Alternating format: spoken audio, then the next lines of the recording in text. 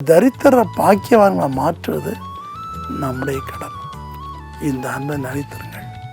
ஆண்டவன் ஆசிப்பார்.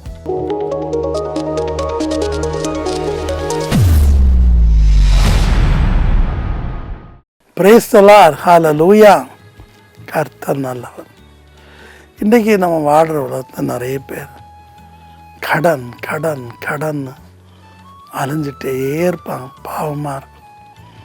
எவ்வளோ தொழில் போனாலும் எவ்வளோ வேலை செய்தாலும் தரித்திரராகவே இருப்பாங்க.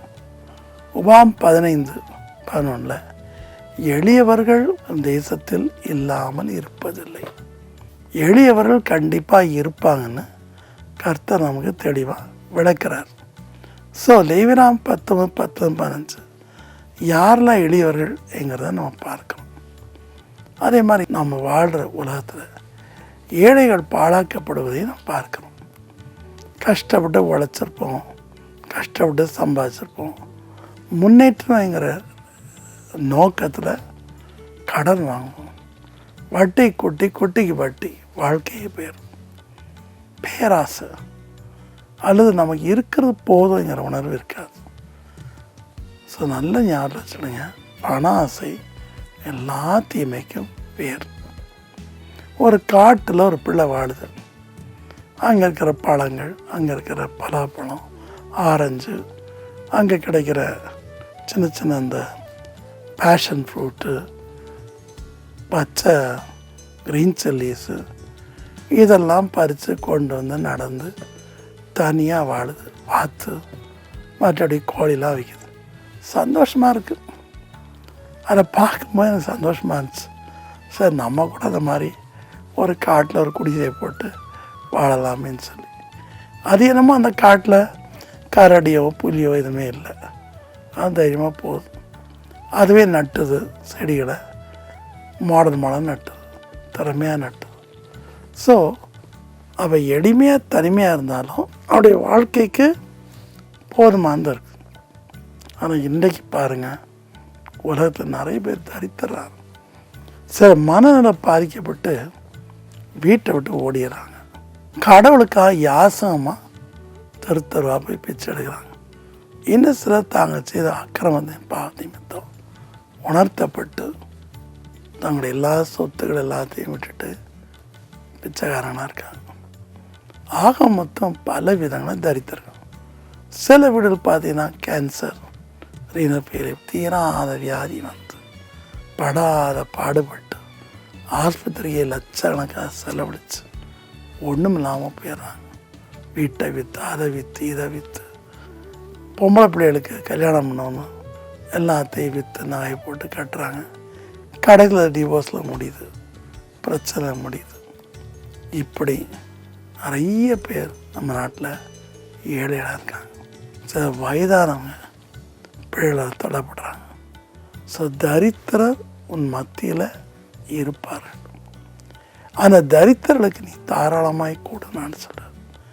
அந்த தரித்திர பாக்கியவான்களை மாற்றுவது நம்முடைய கடன். நம்ம மேல் விழுந்த ஒரு பாரம். நம்ம மட்டும் நல்ல வாழ்க்கை கூட சோர்ந்து போகாமல் நன்மை செய்யணும். எளியவர்களை கவனிக்கணும். திக்கற்ற பிள்ளைகளுக்கு உதவி செய்யணும். விதவைகளை ஆதரிக்கணும். தாய் தமிழ் அனாதைகளை எடுத்து வளர்க்கணும். இதில் சந்தோஷம் காணும்.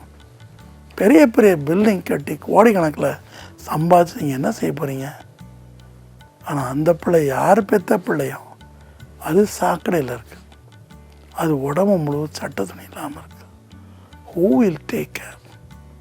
ஸோ ஆண்டவர் நம்மகிட்ட சொல்கிறார், சோர்ந்து போகாமல் நன்மை செய்யுங்கள். நல்ல சமாரியன் அடுத்த ஜாதியாக இருந்தாலும் இவளை அற்பமாக நினச்சா கூட அந்த யூதனுக்கு உதவி செய்த நம்ம லூக்கா 10:30-37 பார்க்கணும். நம்ம ஒரு காலில் கஷ்டப்பட்டோம், மற்றவங்க கஷ்டப்படக்கூடாது, மற்றவங்க கண்ணீர் வடிக்கக்கூடாது. இதுதான் உண்மை. அதற்காக தான் நம்ம கிராமத்தில் இருக்கிற ஏழை பிள்ளைகளை எடுத்து வளர்க்கணும், உதவி செய்யணும். நான் அடிக்கடி அவங்கள சொல்லியிருக்கேன், நான் ஏழை பிள்ளைகளுக்கு கொடுக்கறது பிரியாணி, நல்ல ஸ்வீட்டு, மிக்சரு, கேக்கு, எது வேணாலும் அந்த பிள்ளைக்கு கொடுப்பேன். ஆனால் என் ஸ்டாஃப் ஒன்று கூட எடுக்கக்கூடாது. அதுதான் தேவனுடைய அன்பு. இந்த அன்பை நினைத்திருங்கள். ஆண்டவனை ஆசிப்பார். என்னுடைய ஊழியர்களுக்காகவும் உதவி செய்கிற ஜெபிக்கிற உங்கள் அனைவரையும் கர்த்தர் ஆசிப்பார். அன்பின் கர்த்தாவே, கைமாறு கருதாமல் நன்மை செய்யும் பழக்கத்தை எங்களுக்கு தாரும். எளியவருடைய பெருமூச்சுக்கு செவி சாய்க்காதவன் அவன் ஜெபம் பண்ணும்போதும் கேட்கப்பட மாட்டான். ஏழைக்கு இறங்குறவன் கர்த்தருக்கு கடன் கொடுக்கிறான். தரித்திரரை நினைத்துக் கொள்கிறவன் தரித்திரருக்கு உதவி செய்கிறவன் தாழ்ச்சி அடையான். வாரி அரைத்து விருத்தி அடையாரும் உண்டு. அவன் ஏழைகளுக்கு கொடுக்கிறான். நீதி என்றைக்கும் இருக்கு. தாப்பு நம் நாட்டில் எத்தனையோ % சில்ட்ரன் ஏழை ஜனங்கள் இருக்காருப்பான். இன்று ஏழைகளாகவே இருக்கிறார். நம்முடைய தமிழ்நாடு கவர்மெண்ட் அவர் செய்கிற எல்லா உதவிக்காக நன்றி. அதோடு கூட எங்களை போன்ற என்ஜிஓ மக்கள், என்ஜிஓ ஸ்தாபர் அநேகர் இந்த மக்களை படிக்க வைத்து வாழ்க்கையை நம்பிக்கை தருவதற்காக நன்றி. எல்லா என்ஜிஓ ஸ்தாபரையும் ஆசீர்வதி. தாப்பரை நம் நாட்டில் இன்னும் ஏழைகளும் கொத்தடிமைகளும் நரபலிக்கு விற்கப்படுகளும் நிறுத்தப்பட அனுக்கிரம் செய்யும்.